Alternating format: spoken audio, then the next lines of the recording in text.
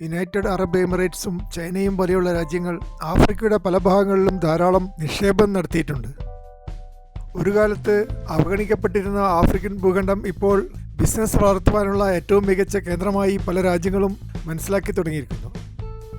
ആദ്യകാലത്ത് ഫ്രാൻസ് മാത്രമാണ് ആഫ്രിക്കയിൽ വ്യാപകമായ നിക്ഷേപവും താൽപ്പര്യവും കാണിച്ചിരുന്നത്. ആഫ്രിക്കയിലെ പല രാജ്യങ്ങളുടെയും ഭരണകാര്യങ്ങളിൽ നേരിട്ട് ഇടപെടുകയും സൈന്യത്തെ അയച്ച് നിയന്ത്രിക്കുകയും ചെയ്തിരുന്ന ഒരു ഫോറിൻ പോളിസി ഫ്രാൻസിനുണ്ടായിരുന്നു.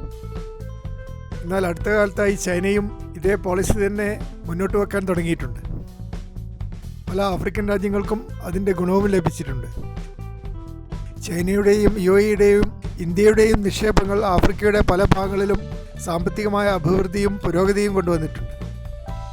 അമേരിക്ക പോലെയുള്ള രാജ്യങ്ങൾക്ക് ഒരു പുതിയ മാർക്കറ്റായി ആഫ്രിക്കയെ കാണുവാൻ ഇപ്പോൾ താല്പര്യം തുടങ്ങിയിട്ടുണ്ട്. ഇസ്ലാമിക തീവ്രവാദികളെ അമർച്ച ചെയ്യുവാൻ അമേരിക്ക താല്പര്യം കാണിക്കുന്നത് ആഫ്രിക്കയിൽ സ്വാധീനമർപ്പിക്കുവാനുള്ള ആ രാജ്യത്തിൻ്റെ ശ്രമത്തിൻ്റെ ഭാഗമായി മനസ്സിലാക്കേണ്ടിയിരിക്കുന്നു. ഇംഗ്ലണ്ട് പോലെയുള്ള രാജ്യങ്ങൾ ആഫ്രിക്കയുടെ കിഴക്ക് ഭാഗത്തും ഫ്രാൻസ് പോലെയുള്ള രാജ്യങ്ങൾ ആഫ്രിക്കയുടെ പടിഞ്ഞാറ് ഭാഗത്തുമാണ് ശ്രദ്ധ കേന്ദ്രീകരിച്ചിട്ടുള്ളത്. ബെൽജിയം പോലെയുള്ള മറ്റ് യൂറോപ്യൻ രാജ്യങ്ങൾക്കും ആഫ്രിക്കയിൽ ബിസിനസ് താൽപ്പര്യങ്ങളുണ്ട്.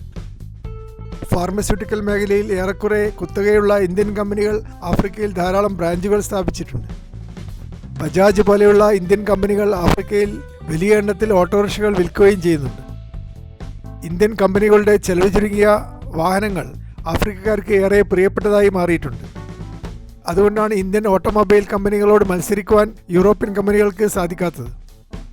ഇത്തരത്തിൽ ലോകശക്തികളെല്ലാം ആഫ്രിക്കയിൽ നിക്ഷേപിക്കുകയും താല്പര്യം കാണിക്കുകയും ചെയ്യുന്ന ഈ അന്തരീക്ഷത്തിൽ അവിടെയുള്ള ജനങ്ങളുടെ ജനാധിപത്യ സംസ്കാരത്തിന് വമ്പിച്ച കോട്ടം തട്ടുമെങ്കിലും സാമ്പത്തികമായി വൻ വളർച്ചയ്ക്ക് ഇത് കാരണമാക്കുന്നുണ്ട് എന്ന് പറയാതെ വയ്യ.